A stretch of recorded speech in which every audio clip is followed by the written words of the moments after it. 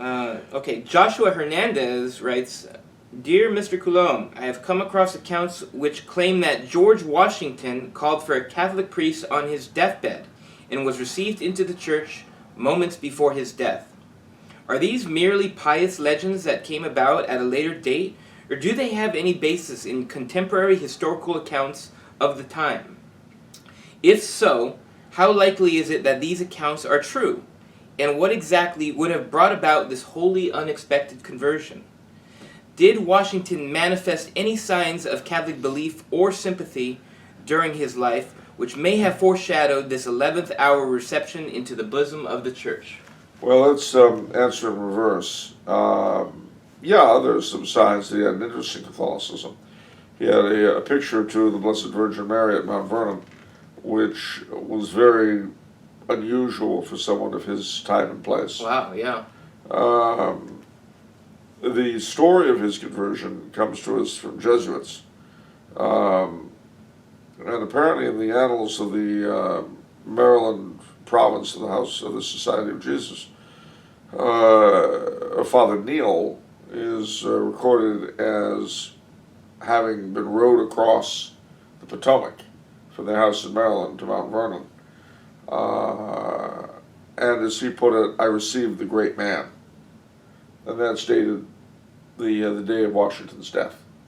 Wow. And then the story goes that the slaves on the plantation were keening and wailing and mourning that the Scarlet Woman had gotten her hands on Master George. So yeah, I think it's quite likely.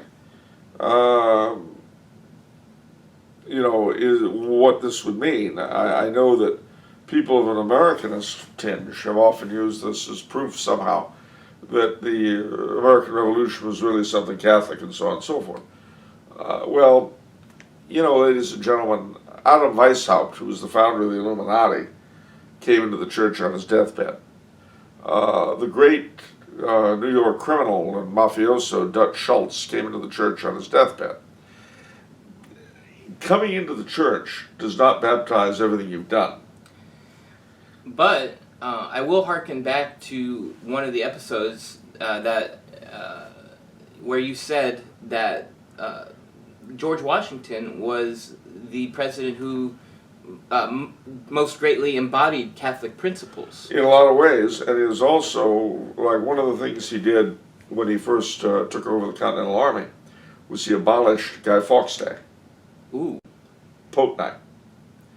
But see, he was also an extremely, devout isn't the word, active Freemason. Oh, okay. He was, of course, a very active, and again, devout may not be the word for it, Episcopalian. On the one hand, that was his stated religion, and he served on various Episcopal vestries and boards of different parishes and so on.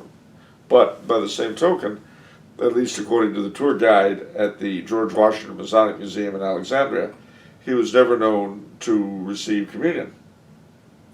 And that could be, of course, because he was never confirmed in the Episcopal Church, since there was no Anglican bishop here before the Revolution.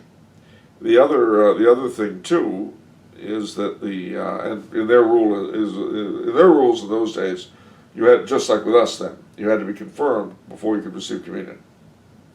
And that was the case with us until the time of St. Pius X. Wait, confirmed before received communion? Mm-hmm. I received First Communion before I was confirmed. Because since St. Pius X, that's been our practice. That's why they call him the Pope of Holy Communion. Oh, okay. But because of the lack of grounding in the faith that the modern world has produced, a number of dioceses in this country are going back to the former manner of doing things, which is you get confirmed first and then receive communion. Oh, I see. So it depends on the diocese. I'm sorry. I know one catechumen where this is an issue. There's an actual question. Oh yeah. Do I get confirmed or do I receive the? This is a real issue that's going on right now. Okay. And the thing to bear in mind is that before St. Pius X, you got baptized, then you would be confirmed at some point, and then you would receive Holy Communion, and that was the order. Yeah. With the Eastern rites, you get all three when you're born. Baptism, confirmation, first communion. So Okay. it doesn't apply to them. But that's how it was done with us. St. Pius X changed it to what was the norm up until everywhere up until about 5 or 10 years ago. I see. But as we know, an awful lot of Catholics, for various reasons, don't really believe in the real presence. Yeah. A lot of that having to do with very faulty catechesis. So the idea is that since presumably you get better catechesis as part of your confirmation program, it's best to hold off until you've been confirmed. But those dioceses that are doing that are confirming at an earlier age. Ah. So you wouldn't get, you'd get confirmed maybe at 8 and receive your first communion perhaps at 9. Oh, wow. Okay. So, but it varies from place to place, and most places have not made the change yet. Okay. Anyway, Yeah. Sorry for sidetracking. no, that's all right.